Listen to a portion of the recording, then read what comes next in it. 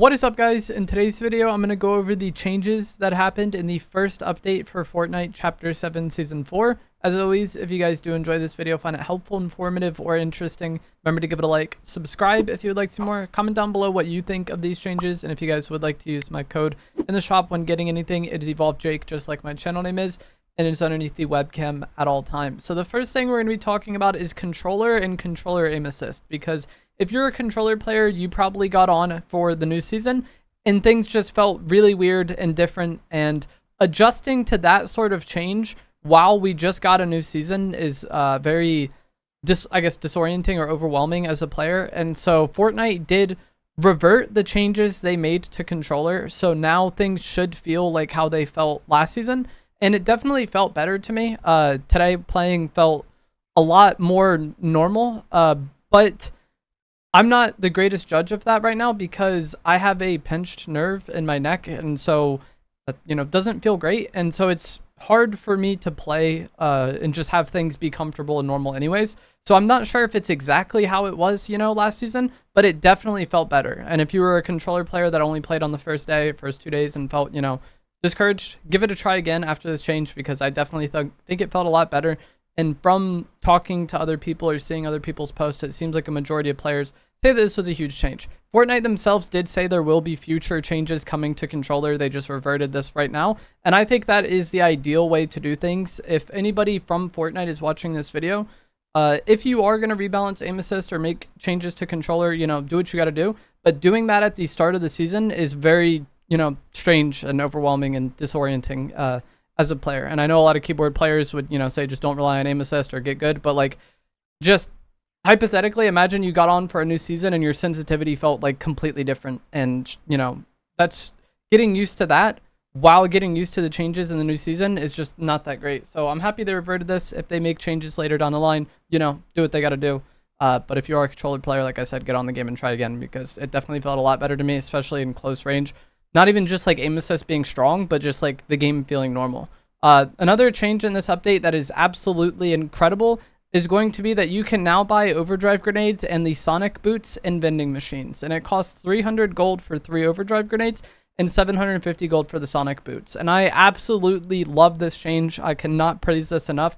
This means that, if you loot your POI and you just happen to not get any mobility, you're not going to be stranded with no mobility. And those matches just feel so unfortunate as a player. I don't know the right word right now, but like when you land and you loot your POI and then you just get bad RNG to the point where you basically get no mobility, it's just not an exciting situation to be in. So I think adding a bit of mobility to vending machines just definitely helps that not be as problematic. You don't get screwed over by RNG as much, and it just makes the game a lot more enjoyable to play. If you're ever low on mobility, go check the vending machines. You could buy some overdrives. It's not just like an aimless task of like, hopefully I get lucky and get it from a chest, or hopefully I somehow kill somebody without any mobility.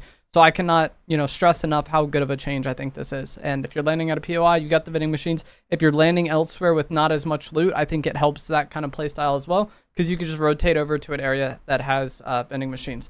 Another weapon change in this update is going to be the megaman blaster. The base damage was increased by 5, so it went from 35 to 40. And if you do a full charged attack, it is now 120 damage. I don't know if that was changed as well, but the splash damage is 120 when you fully charge it. And then the projectile speed was also increased. And this was a buff to a weapon that was already pretty good. I think the utility of this is what makes it great. As just a weapon on paper, using it in fights doesn't feel that great, but there's certain situations that it come up in a fight, especially in zero build, where like an opponent is behind cover and they're just playing right shoulder peek, waiting for you to peek. And in those situations, you can really punish them with the fully charged attack. Or if somebody's in a bush, same thing. You can punish them with that 120 and force them to kind of respond to that in real time. And then the slide that you get from this is also incredibly good for like engaging in fights or in close range fights to like really throw the enemy off. So I think the Mega Man Blaster is really good. Another thing you can do with it is use the tail sprite and then hover in air and rain down shots. And that is a playstyle that can work, but you're also very vulnerable doing this to like just getting fried by AR. So I think in the higher skilled lobbies, the kind of Mega Man Tails Blaster combo probably won't be as good, but that is something you can do, especially in chaotic situations. You can really capitalize on people not really being aware of what's going on. So the Mega Man Blaster, really good weapon for, forcing people out of cover and that slide, but not so much of just like a great, 1v1, I'm going to shoot you with this weapon. Another weapon that got changed in this update is going to be the Midas pistol. So this was supposed to be obtained from a rift, and I guess that was like bugged or something. And you can now get this by defeating the Dr Eggman boss. And this pistol is incredibly good. The body damage is 125, I believe, and then the headshot damage is like 300 something. I think it was like 313. I don't know, but you one hit people to the head. If you liked the Mammoth pistol in the past, you are absolutely going to love this. It is like the Mammoth pistol on steroids. Very high damage. The problem with it, though, is that it has a limited amount of shots. So normally with these like hard-hitting weapons, they would use heavy ammo, and you can hold like 50 heavy ammo shots. I think with this, you just get a certain amount of shots with it. I think it's like 7 or 8, and that's it. So to my knowledge, there's no way to refill the ammo on this. So it's like very like a one-and-done item. But it is incredibly good if you're able to get it. And if you like those hard-hitting kind of pistol sniper style weapon, you're absolutely going to love this. It does have sniper glint, though. If you're aiming at somebody, they will see the flash and, you know, maybe be aware that you have this. But it might be too late at that point because the damage is very, very good on this Midas pistol. And, you know, there's not really too much else to say to that. I don't know if it's hit scan or projectile. I haven't been able to use it that much. But if it is projectile, it wasn't severe. Like, I was playing like it was hit scan most of the time, but I didn't get in any really long range fights using it. The next weapon that was buffed is going to be the dual pistols. You can get this from the loot hack. It's not in the base loot pool, but if you do the loot hack, you can add these dual pistols to your potential loot pool. And this is a weapon that has always felt kind of strange to me. With this buff, they improved the aim down sight accuracy by 27%, which is very nice. To any third-person weapon, getting an accuracy bonus is going to make it feel a lot better and a lot more consistent. And then the jumping accuracy was also improved by 13%, which is really good. Especially if you're using the exotic version, the hop rocks that you can get, you know, make you float around and you're going to be in air a lot. So the accuracy on this being improved, you know, it feels good to use, and the damage potential on this item is very good. It's just a weird weapon to use because I don't want to replace my shotgun with this. And as far as like it competing with an AR, it can do mid-range fine, but long range is a bit of a struggle, I think, especially when people are trying to run away using mobility. That is kind of the problem that I feel like I ran into most with this, is just like consistency at medium long range. The fire rate doesn't feel as good as like something like the Scar.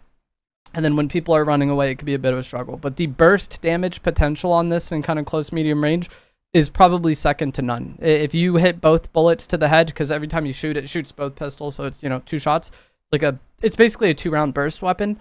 The damage potential is really good, but just the consistency isn't there for me. So I don't really find myself liking to use this. It's always been this weapon first came out in chapter 1. It's always been a weapon that has been very good, but just doesn't fit how I want to play. So if you like running 3 guns, maybe like you could do like range AR shotgun and this, and then you have this as like a pseudo spray weapon to combo with your shotgun and to like shore up some of the close medium range problems that the range AR might have. But I don't really want to run 3 guns, and I think if I did want to run 3 guns, I would just run the drum gun to have, you know, more damage potential in close range. But these dual pistols are very good, especially off spawn. You can, you know, melt people. So it is a weapon to be respected. It's just kind of awkward to play with, I feel like, and doesn't really fit into my inventory that well. But I was pleasantly surprised with this. And then the final change is going to be that there is gold sprites added to the loot pool. You do have a chance to get them from cheat codes. You can probably just find them wandering the map. And then I did get one from eliminating a boss. But this is, you know, this isn't a huge gameplay change. But if you like hunting sprites, that is, you know, going to be good for you. More variants, I'm sure. A lot of people are already excited to see that being added to the game. But that is going to be it for this video. As always, if you guys did find this to be helpful, informative, or interesting, remember to give it a like, subscribe if you would like to see more, and I will see you guys in the next one. Thanks for watching.